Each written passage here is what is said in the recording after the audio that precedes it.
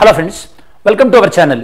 ఈరోజు మనం మాట్లాడుకోబోయేటటువంటి టాపిక్ ఏంటంటే కేరళ ప్రభుత్వం మాకు సరైనటువంటి నిధులు రావట్లేదు అని చెప్పేసి కేంద్ర ప్రభుత్వం యొక్క విధానాలకు వ్యతిరేకంగా ప్రొటెస్ట్ చేస్తుందన్నమాట. ఆ అంశాల గురించి మనం తెలుసుకోబోతున్నాం. సరే, మనం కేరళ గురించి తెలుసుకోబోతున్నాం కాబట్టి మరి కేరళ అంటే ఎక్కడ ఉంటుంది, కేరళ స్టేట్కి ఏమేమి బార్డర్స్ ఉంటుందన్న బేసిక్ నాలెడ్జ్తో స్టార్ట్ చేసినాం అనుకోండి, అప్పుడు మనకి ఈ యొక్క జిఎస్ పాయింట్ ఆఫ్ వ్యూలో మీకు చాలా కమాండ్ వస్తుంది చాలా తొందరగానే. ఓకే, సరే ఫస్ట్ ఒకసారి చూద్దాం మనం కేరళ గవర్నమెంట్.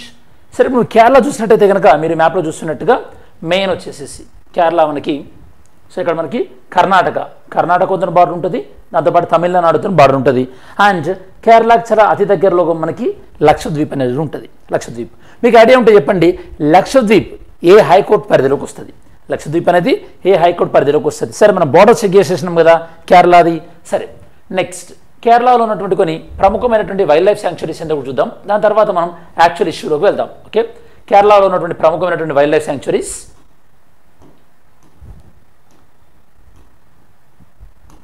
ఇందులో మనకి మెయిన్గా సో ఎరవికులం ఒకటి, సైలెంట్ వ్యాలీ ఒకటి, ఇడుక్కి ఒకటి, దాంతోపాటు మనకి పరంబికోలం అండ్ సుల్తాన్ బతేరి, ఇవి మనకి కేరళలో ఉన్నటువంటి ప్రధానమైనటువంటి పార్క్స్. దాంతోపాటు వైల్డ్ లైఫ్ శాంక్చురీస్ మళ్ళీ చెప్తున్నాను, ఇడుక్కి, దాంతోపాటు మనకి సో ఎరవికులం, సైలెంట్ వ్యాలీ, పరంబికోలం, దాంతోపాటు సుల్తాన్ బతేరి.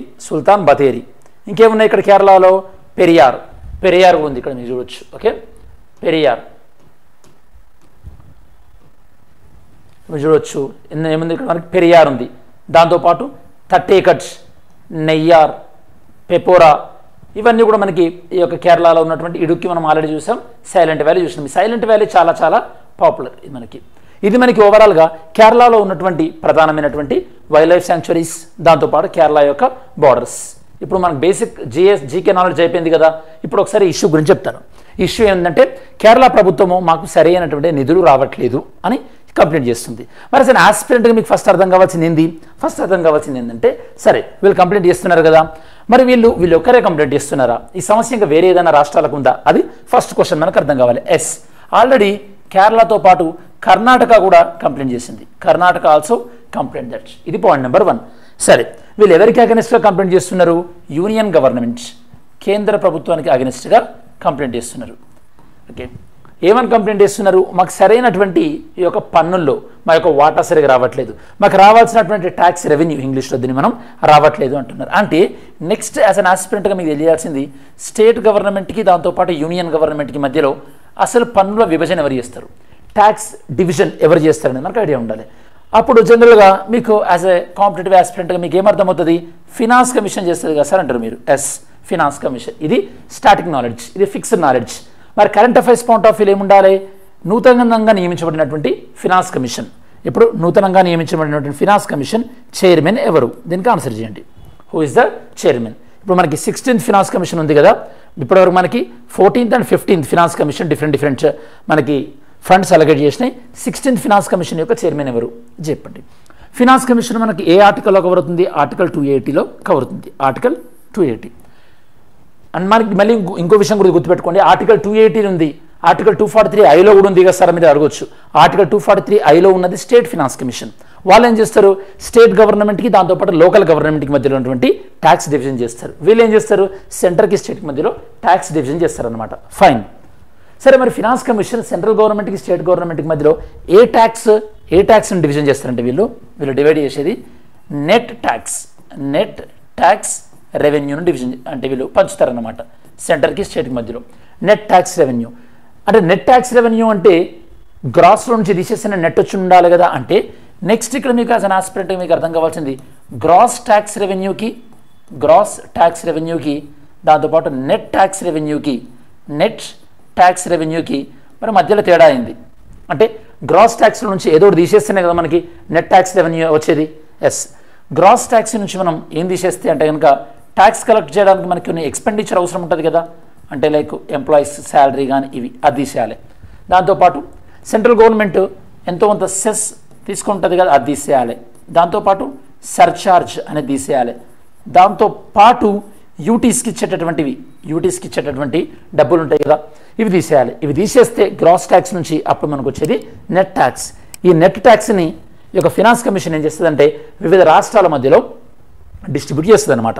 ఇక ఎలా డిస్ట్రిబ్యూట్ చేయాలనేది కూడా మనకి 14th ఫినాన్స్ కమిషన్ ఏం చెప్పిందంటే సెంట్రల్ గవర్నమెంట్కి వచ్చినటువంటి మొత్తం డబ్బులలో మీరు 42% స్టేట్స్కి ఇవ్వండి అని చెప్పింది. Fine. But 15th finance commission ఏం చెప్పింది 42 అక్కర్లేదు 41 ఇస్తే చాలు అని చెప్పింది. అదే మరి ఇంకో 1% ఎవరు తీసుకెళ్లారు 1% ఎవరు తీసుకెళ్లారంటే మనకి జేఎండ్కే స్టేట్ నుండి యూటీ అయింది కదా, జేఎండ్కే ప్లస్ లడాక్ వాళ్ళ అవసరాల కోసం ఈ 1% యూజ్ చేస్తామంటున్నారు. వెరీ గుడ్, ఇది క్లారిటీ వచ్చింది. సో ఇప్పటివరకు మనకు అర్థమైంది ఏంటంటే ఈ యొక్క Kerala and Karnataka union government మీద ఏమైనా కంప్లైంట్ చేస్తున్నాయి, మాకు సరైనటువంటి డబ్బులు రావట్లేదు. మరి డబ్బులను డిస్ట్రిబ్యూట్ చేయాల్సింది ఎవరు? ఫినాన్స్ కమిషన్ ఏం చేస్తుంది? నెట్ ట్యాక్స్ రెవెన్యూని డిస్ట్రిబ్యూట్ చేస్తుంది. ఆ టైంలో మనకు స్టూడెంట్ తెలియాల్సింది ఏంటి? గ్రాస్ ట్యాక్స్కి నెట్ ట్యాక్స్కి డిఫరెన్స్ ఏంటి? దాని 14th ఫినాన్స్ కమిషన్ ఏం రికమెండ్ చేసింది, 15th ఫినాన్స్ కమిషన్ ఏం రికమెండ్ చేసింది, ఇప్పుడు రాబోయేది మనకి 16th ఫినాన్స్ కమిషన్ వాళ్ళు ఏర్పాటు కూడా చేయడం జరిగింది. వాళ్ళు ఏం రికమెండ్ చేస్తారో చూద్దాం. సరే, ఇక్కడ వరకు అయిపోయింది కదా.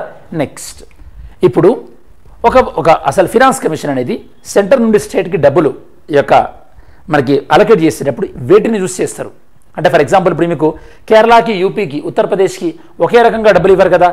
అంతెందుకు స్టూడెంట్స్, ఇప్పుడు మీరు ఎవరైనా ప్రాపర్టీ డివిజన్లో ఈ యొక్క అంటే పెద్ద అబ్బాయి, చిన్న అబ్బాయి, ఇంకో 2-3 అబ్బాయిలు ఉంటే అందరికీ ఒకటేలాగా ప్రాపర్టీ డివిజన్ ఉంటుందా? లేదు.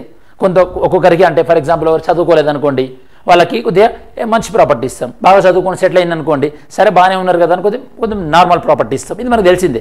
అలానే రాష్ట్రాలకు కూడా అంతే ఉంటుంది కదా. మరి సరే, ఫినాన్స్ కమిషన్ రాష్ట్రాలకు డబ్బులు ఇచ్చేటప్పుడు ఏం చేస్తుందో చూద్దాం ఒకసారి. ఫినాన్స్ కమిషన్ పారామీటర్స్ ఏ పారామీటర్స్ని తీసుకొని ఫినాన్స్ కమిషన్ ఫండ్స్ని డిస్ట్రిబ్యూట్ చేస్తుందో చూద్దాం.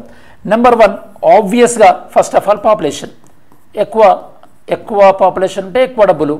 మరి పాపులేషన్ చెప్పినా కదా, ఏ సెన్సెస్ ప్రకారం తీసుకుంటుంది దీన్ని? 1971 లేకపోతే 2011? ఇది చాలా కాన్సెప్ట్ ఓరియంటెడ్ క్వశ్చన్, జాగ్రత్తగా ఆన్సర్ చేయండి. పాపులేషన్ తీసుకుంటాం. Next area. ఆఫ్ కోర్స్ రాష్ట్రం పెద్దగా ఉందనుకోండి, ఎక్కువ డబ్బులు అవసరం ఉంటాయి, ఇక మెయింటెనెన్స్ ఇవన్నీ కాబట్టి ఏరియా. దాంతోపాటు రాష్ట్రం అనేది ఇంటర్నేషనల్ బార్డర్లో ఉందనుకోండి, లేదా మౌంటైన్ ప్లేస్లో ఉందనుకోండి, పర్వత ప్రాంతాలలో, అప్పుడు కూడా ఎక్కువగా డబ్బులు అవసరం ఉంటాయి. ఏరియా. సరే, ఇవి కాకుండా ఇంకేం చూస్తారు? ఆ రాష్ట్రం అనేది ఈ యొక్క డెమోగ్రఫిక్ పర్ఫార్మెన్స్, డెమోగ్రఫిక్ ఇండికేటర్స్, ఆ స్టేట్ యొక్క డెమోగ్రఫిక్ ఇండికేటర్ చూస్తారు. డెమోగ్రఫిక్ ఇండికేటర్స్ అంటే ఆ స్టేట్ యొక్క లిటరసీ పర్సంటేజ్ కానీ, లేదా ఇన్ఫాంట్ మోర్టాలిటీ రేట్స్, దాంతోపాటు మనకి child mortality mother mortality rates, దాంతోపాటు మనకి హెల్త్ ఎలా డెవలప్ అయింది, డ్రాప్అవుట్స్ ఏ విధంగా ఉన్నాయి, వీటిలో మంచి పర్ఫార్మెన్స్ ఉందనుకోండి ఎక్కువ డబ్బులు ఇస్తారు. డెమోగ్రఫిక్ ఇండికేటర్స్ బాగుంటేనే ఒక ఆ స్టేట్ మనకి డెమోగ్రఫిక్ డివిడెండ్ అనేది సాధిస్తుంది. డెమోగ్రఫిక్ డివిడెండ్ అనే దాన్ని అచీవ్ చేస్తుంది. డివిడెండ్స్. ఓకే, డెమోగ్రఫిక్ డివిడెండ్ని స్టేట్ అచీవ్ చేస్తుంది. ఫైన్. నెక్స్ట్ ఇంకే ఏ విషయాలు చూస్తుంది? ఇంకే విషయాలు అంటే మనకి distance from per capita income. అంటే పర్ క్యాపిటా ఇన్కమ్ నుంచి ఎంత దూరం ఉన్నారని చెప్పేసి, అంటే ఆ స్టేట్ పర్ క్యాపిటా ఇన్కమ్ ఎంత ఉంది, నేషనల్ పర్ క్యాపిటా ఇన్కమ్ ఎంత ఉంది, నేషనల్ పర్ క్యాపిటా ఇన్కమ్ నుంచి ఆ స్టేట్ పర్ క్యాపిటా ఇన్కమ్ ఎంత దూరంలో ఉంది. ఎక్కువ దూరంలో ఉన్నారనుకోండి ఎక్కువ డబ్బులు ఇస్తారు, తక్కువ దూరంలో ఉన్నారనుకోండి వాళ్ళు రిచ్ ఉన్నట్టు కాబట్టి డబ్బులు తక్కువ ఇస్తారు. ఓకే, ఇది. నెక్స్ట్ ఈ 4 అంశాలతో కాకుండా ఈ 4 అంశాలతో పాటు ఫారెస్ట్ అండ్ ఎకాలజీ అంటే ఆ రాష్ట్రంలో ఫారెస్ట్ ఎక్కువ ఉందనుకోండి, ఆ రాష్ట్రానికి డబ్బులు ఎక్కువ ఇవ్వాల్సి వస్తుంది. ఎందుకు? ఎక్కువ మొత్తం ల్యాండ్లో ఫారెస్టే ఉంటే నీకు ఎకనామిక్ యాక్టివిటీస్ అంటే ఆర్థిక కార్యకలాపాలు నిర్వహించుకోవడానికి ప్లేస్ తక్కువ ఉన్నట్టు కదా, కాబట్టి వాళ్ళకి ఎక్కువ డబ్బులు ఇస్తారు. ఈ విధంగా ఫినాన్స్ కమిషన్ రాష్ట్రాలకు డబ్బులు ఇచ్చేటప్పుడు ఈ పారామీటర్స్ని తీసుకొని ఇస్తారనమాట. ఈ కాంటెక్స్ట్ ఇప్పుడు మనకు అర్థం కావాల్సింది ఏంటంటే ఫినాన్స్ కమిషన్ వాళ్ళు ట్యాక్స్ల గురించే డీల్ చేస్తుందా? కాదు, గ్రాంట్స్ గురించి కూడా డీల్ చేస్తుంది. గ్రాంట్స్ మనకు సాధారణంగా గ్రాంట్స్ అనేది 2 రకాలైనటువంటి గ్రాంట్స్ ఉంటాయి. అంటే ఖచ్చితంగా చట్టం ద్వారా ఇచ్చేటటువంటి గ్రాంట్స్, వాటిని మనం స్టాచ్యూటరీ గ్రాంట్స్ అంటాం. ఇంకొకటి కేంద్ర ప్రభుత్వం ఇష్టం ఉంటే ఇవ్వచ్చు ఆ గ్రాంట్స్ని, వాటిని మనం డిస్క్రిషనరీ గ్రాంట్స్ అంటాం. మరి స్టాచ్యూటరీ గ్రాంట్స్కి ఏ ఆర్టికల్ ఉంది? మనకి ఆర్టికల్ 275 ఉంది. స్టాచ్యూటరీ గ్రాంట్స్ ఏ విధంగా ఇవ్వచ్చు? లైక్ ఏదైనా స్కీమ్కి సంబంధించిన గ్రాంట్స్ కావచ్చు, లేదా డిజాస్టర్ మేనేజ్మెంట్కి సంబంధించిన గ్రాంట్స్ కావచ్చు. ఇలా వివిధ సందర్భాల్లో మనకి సెంట్రల్ గవర్నమెంట్, స్టేట్ గవర్నమెంట్కి గ్రాంట్స్ అనేది ఇస్తుంది. ఇది మన కాన్సెప్ట్ కదా. ఇప్పుడు కేరళ గవర్నమెంట్ ఏ గ్రౌండ్స్ పైన కంప్లైంట్ చేస్తారో చూద్దాం ఒకసారి. ఓకే, కేరళ గవర్నమెంట్ ఏ గ్రౌండ్స్ పైన కంప్లైంట్ చేస్తున్నారో ఒకసారి మనం వెరిఫై చేద్దాం. ఇప్పుడు మనము ఏమేమి డిస్కస్ చేసాం, ఈ ఇష్యూ ప్రధానంగా ఎందుకుంది, అలానే ఫినాన్స్ కమిషన్ ఏమేం చేస్తుంది, గ్రాస్ అంటే ఏంది, నెట్ ట్యాక్స్ అంటే ఏంది, అలానే ట్రాన్స్ఫర్స్లో ఏమేమి ఉంటాయి, గత ఫినాన్స్ కమిషన్ ఇప్పుడు ఫినాన్స్ కమిషన్ ట్రాన్స్ఫర్లో తేడాలు ఏమేమి వచ్చినాయి, ఆ 1% J&K లడాక్ స్పెండ్ చేసాం. దాంతోపాటు ఫార్ములా స్టేట్స్కి డబ్బులు ఇచ్చే ముందు ఏ అంశాలను బట్టి ఈ యొక్క డబ్బులు అనేది స్టేట్స్కి ఇస్తుంటారు, వాటి యొక్క పర్సంటేజ్లో ఎక్కువ వెయిటేజ్ ఇచ్చే దేనికి, ఇన్కమ్ డిస్టెన్స్ అంటే రాష్ట్రం ఆర్థిక పరిస్థితి దానికి ఎక్కువ వెయిటేజ్ ఇస్తారు. దాని తర్వాత వెయిటేజ్ ఇచ్చేది వేటికి, ఏరియాని, దాంతోపాటు పాపులేషన్ని వెయిటేజ్ ఇస్తారు. దాని తర్వాత రిమైనింగ్ పారామీటర్స్కి వెయిటేజ్ అనేది ఉంటుంది అనమాట. గ్రాంట్ ఇన్ ఎయిడ్ కొనేమో కొన్ని స్కీమ్లకు సంబంధించి లైక్ హెల్త్ గ్రాంట్స్ కానీ ఎడ్యుకేషన్ గ్రాంట్స్ కానీ అలాంటివి నేను మీకు ఇందాక చెప్పిన. దాంతోపాటు స్టేట్ స్పెసిఫిక్ అంటే ఆ రాష్ట్రంలో ఉన్నటువంటి కొన్ని పరిపాలనా అంశాల కోసం కానీ లేదా ఆ రాష్ట్రంలో ఉన్నటువంటి సామాజిక అవసరాల కోసం కానీ అలానే స్థానిక ప్రభుత్వాలకు ఇచ్చేటువంటి గ్రాంట్స్ అండ్ ఫైనల్గా డిజాస్టర్ రిస్క్ మేనేజ్మెంట్ గ్రాంట్స్. ఇవి మెయిన్గా ఈ యొక్క రాష్ట్రాలకు ఇచ్చేటటువంటి గ్రాంట్స్. ఓకే సరే, ఇప్పుడు కేరళ స్పెసిఫిక్గా ఏం చేస్తుందంటే, కేరళ ఏమంటుందంటే ఫస్ట్ మేము ఒక 100 రూపీస్ సెంట్రల్ గవర్నమెంట్కి ఇస్తే కేరళకి ఎంత వస్తుందో గతంలో ఎంత వచ్చిందో అంత రావట్లేదు అంటున్నారు. అంటే గతంలో కేరళ నుంచి ఒక 65 రూపాయలు సెంట్రల్ గవర్నమెంట్కి వెళ్తే కేరళకి ఎంత వచ్చేదట, 35 రూపాయలు వచ్చేది. ఓకే, ఇప్పుడు ఎంత వస్తుంది, ఇప్పుడు ఆల్మోస్ట్ ఆల్ కేరళ నుంచి 79 రూపాయలు వెళ్తే ఓన్లీ 21 రూపాయలే వస్తుంది, అంటే ఓన్లీ 1/4 వస్తుంది. ఒకప్పుడు హాఫ్ వచ్చేది అనమాట కేరళకు వెళ్ళిన, కేరళ కంట్రిబ్యూట్ చేసిన దానికి అందులో అట్లీస్ట్ ఒక హాఫ్ అన్న వచ్చేది, అది రావట్లేదు అంటున్నారు. అంటే మాకు రావాల్సినంత, మా డ్యూ షేర్ రావాల్సినంతగా రావట్లేదు అంటున్నారు. ఇది ఫస్ట్ వీళ్ళ ప్రాబ్లం. ఓకే, సెకండ్ ఇంకోటి ఏంటంటే వీళ్ళ యొక్క డివిజిబుల్ పూల్ అంటే కేంద్ర ప్రభుత్వానికి వచ్చినటువంటి ట్యాక్స్లో రాష్ట్రాలకు ఇచ్చేటప్పుడు గతంలో కేరళ పర్సెంటేజ్ ఎంత ఉండేనట, గతంలో కేరళ పర్సెంటేజ్ 3.87% ఉండేనట. అంటే అన్ని రాష్ట్రాలలో కేరళకు వస్తుంది 3% ఫండ్స్ వస్తుండేనట. తర్వాత అది ఎంత డ్రాప్ అయిందంట, 2.5%కి డ్రాప్ అయింది. ఇప్పుడు ఎంత ఉందట, ఓన్లీ 1.925% మాత్రమే వస్తుంది మాకు. అంటే గతంలో వస్తున్నంతగా రావట్లేదు అని చెప్పేసి. ఓకే, ఇంతకుముందేమో రూపీస్లో చెప్పిన, ఇప్పుడు నేను పర్సంటేజ్ పాయింట్ ఆఫ్ వ్యూ చెప్పిన, అంత డిఫరెన్స్. ఇది రెండవది ప్రాబ్లం. మూడవది ఏంటంటే జిఎస్టీని 2017లో మీరు ఇంట్రడ్యూస్ చేసినప్పుడు 5 years అంటే జిఎస్టీ వల్ల నష్టపోయిన రాష్ట్రాలకి 5 సంవత్సరాలు కంపెన్సేషన్ ఇస్తామన్నారు కదా. ఇప్పుడు అది ఆగిపోవడం వల్ల, అంటే 2022కి లాస్ట్ అయిపోయింది కదా, అలా జిఎస్టీ కంపెన్సేషన్ ఆగిపోవడం వల్ల కేరళకు రావాల్సిన డబ్బులు రావట్లేదు అని చెప్పేసి మూడవ కంప్లైంట్. నాలుగవది ఏంది, special assistance scheme for special assistance for capital expenditure. అంటే రాష్ట్ర ప్రభుత్వం కొన్ని చర్యలు తీసుకున్నప్పుడు కేంద్ర ప్రభుత్వము కొన్ని డబ్బులు ఇస్తుంది అనమాట. ఫర్ ఎగ్జాంపుల్ ఏదైనా ఒక స్కీమ్లో సెంట్రల్ గవర్నమెంట్ వాటా కూడా ఉందనుకోండి, అప్పుడు సెంట్రల్ గవర్నమెంట్ మీరు పేరు పెట్టండి. సెంట్రల్ గవర్నమెంట్ పేరు ఇప్పుడు ఆంధ్రప్రదేశ్లో ఉంటుంది కదా, లైక్ ప్రైమ్ మినిస్టర్, దాంతోపాటు జగనన్న రైతు బీమా, అట్లా కో బ్రాండింగ్ ఉంటుంది కదా. అట్లా కో బ్రాండింగ్ పెట్టినప్పుడు మీకు డబ్బులు వస్తాయి.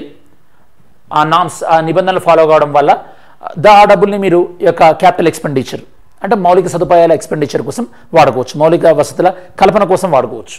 కాబట్టి కేరళ అట్లాంటి కో బ్రాండింగ్, అట్లా కలిపి బ్రాండింగ్ పెట్టడానికి మేము అగెనిస్ట్.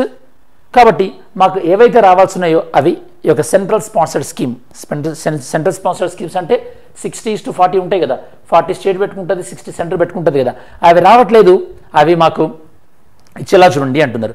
మరి కో బ్రాండింగ్ మీద మీ ఒపీనియన్ ఏంది స్టూడెంట్స్? అంటే ఖచ్చితంగా రాష్ట్రాలు సెంట్రల్ గవర్నమెంట్ ఈ యొక్క నేమ్ పెట్టుకోవాలనా, మీ వ్యూ ఏంది, పెట్టుకోవాలా లేదా? ఓకే, లేదు అనే వాళ్ళ వ్యూ చెప్పండి, పెట్టుకోవాలనేటువంటి వాళ్ళ యొక్క వ్యూ చెప్పండి. నెక్స్ట్, కేరళకి గతంలో బారో చేసుకునేటటువంటి అంటే అప్పు తీసుకునేటటువంటి లిమిట్ గతంలో ఉండేదానికని ఇప్పుడు మీరు చాలా తగ్గించారు అంటున్నారు. అంటే గతంలో ఫర్ ఎగ్జాంపుల్ కేరళ 39,626 కోట్లు ఎఫ్ఆర్బిఎం లిమిట్లో ఈ యొక్క వీళ్ళు బారో చేసుకోవచ్చు. ఇప్పుడు దాని ఎంత తగ్గింది, 28,28,000 crores తగ్గింది. అంటే ఈ విధంగా మేము అప్పు చేసుకునేటటువంటి అవకాశాన్ని తగ్గించారు మీరు. ఒకవైపు ఏమో ఒక ఆదాయం రావట్లేదు, ఇంకోవైపు ఏమో మేము అప్పు తీసుకునే దాన్ని తగ్గించారు. Next, of budget borrowing. మీకు బాగా గుర్తుపెట్టుకోండి, బడ్జెట్లో చూపించేటటువంటి బారోయింగ్స్ అంటే అప్పులు ఉంటాయి. ఆఫ్ బడ్జెట్ అంటే బడ్జెట్లో లేనివన్నమాట. అంటే మనం కార్పొరేషన్లో క్రియేట్ చేయడం ద్వారా, కార్పొరేషన్ ద్వారా మన డబ్బులు ఏవైతే తీసుకుంటామో ఆ డబ్బుల్ని మనం బడ్జెట్ ఏతర వేయమంటారు. కేరళ గవర్నమెంట్ ఏమంటుందంటే మేము బడ్జెట్లో చూపెట్టకుండా ఏవైతే కనుక అప్పులు తీసుకున్నామో దేనికోసం, కేరళ ఇన్ఫ్రాస్ట్రక్చర్ ఇన్వెస్ట్మెంట్ ఫండ్, అలానే Kerala social security pension limited, ఇవి కూడా మీరు బడ్జెట్లో తీసుకున్నటువంటి అప్పుల్లో భాగంగా మీరు కలపడం ద్వారా మా ఎఫ్ఆర్బిఎం లిమిట్ మేము కోల్పోతున్నాం, కాబట్టి ఇవి ఆఫ్ బడ్జెట్ బారోయింగ్స్ని ఇవి ఇలానే ఉంచండి, ఇవి బడ్జెట్లో కలిపి ఉంచడం అనేది చాలా దారుణం అని చెప్పేసి వీళ్ళు అంటున్నారు. ఇవి కేరళ యొక్క ఆబ్జెక్షన్స్ అనమాట. ఓకే, సరే, ఇప్పుడు అర్థమైంది కదా. మరి ఈరోజు వీడియోలో క్వశ్చన్ ఏంటో చూద్దాం. ఓకే, నిన్నటి వీడియోలో క్వశ్చన్కి ఆన్సర్ ఖాన్ అబ్దుల్ గఫర్ ఖాన్, మీరు అందరూ చాలా మందికి రైట్ ఆన్సర్ చేశారు. Next, which of the following taxes belong to the union exclusively? ఇందులో ఏ ట్యాక్స్ కంప్లీట్గా కేంద్ర ప్రభుత్వానికి మాత్రమే చెందింది? కస్టమ్స్ డ్యూటీయా, ల్యాండ్ రెవెన్యూవా, సర్చార్జ్ ఆన్ ఇన్కమ్ ట్యాక్సా, కార్పొరేషన్ ట్యాక్సా? ఏది కంప్లీట్గా సెంట్రల్ గవర్నమెంట్కి మాత్రమే చెందింది? Next question, federalism is no longer the fault line of centre relations but definition of a new partnership of team India discuss. అంటే ఈ యొక్క కేంద్ర రాష్ట్ర సంబంధాలకి ఈ యొక్క ఫెడరలిజం అంటే ఈ యొక్క ఏదైతే కనుక ఫెడరలిజం అన్న కాన్సెప్ట్ ఉందో అది సమస్య రావట్లేదు. ఈ టీమ్ ఇండియా అన్న కాన్సెప్ట్ ఏదైతే ఉందో అదే ప్రధాన సమస్యగా ఉంది, అందరు కలిసి పనిచేయట్లేదు అన్న పాయింట్ ఆఫ్ వ్యూలో క్వశ్చన్ ఉందన్నమాట. సరే, మన వీడియో చివరిలోకి వచ్చేసాం కాబట్టి ఈ వీడియోలో మనం డిస్కస్ చేసినటువంటి కాన్సెప్ట్స్ ఏంది? కేరళ బార్డర్, కేరళలో ఉన్నటువంటి ఇంపార్టెంట్ వైల్డ్ లైఫ్ శాంక్చురీస్, అలానే నేషనల్ పార్క్, దాంతోపాటు కేరళ సమస్య ఏంది, అసలు ఫినాన్స్ కమిషన్ ఏం చేస్తుంది, గ్రాస్ ట్యాక్స్ రెవెన్యూ అంటే ఏంది, నెట్ ట్యాక్స్ రెవెన్యూ అంటే ఏంది, ఫినాన్స్ కమిషన్ ఒక రాష్ట్రానికి డబ్బులు ఇచ్చే ముందు ఏ పారామీటర్స్ని తీసుకొని చేస్తుంది, ఎలాంటి గ్రాంట్స్ వస్తాయి రాష్ట్రాలకి. ఓకే, కేరళ చెప్తున్నటువంటి స్పెసిఫిక్ ప్రాబ్లమ్స్ మనం డిస్కస్ చేయడం జరిగింది. ఇది స్టూడెంట్స్ మనకి ఓవరాల్గా ఈ యొక్క కేరళ కర్ణాటక వినిపిస్తున్నటువంటి ప్రధానమైన సమస్య ఏదైతే ఉందో దానికి సంబంధించినటువంటి సమగ్రమైన విశ్లేషణ. Thanks for watching our channel. Have a great day. జై హింద్.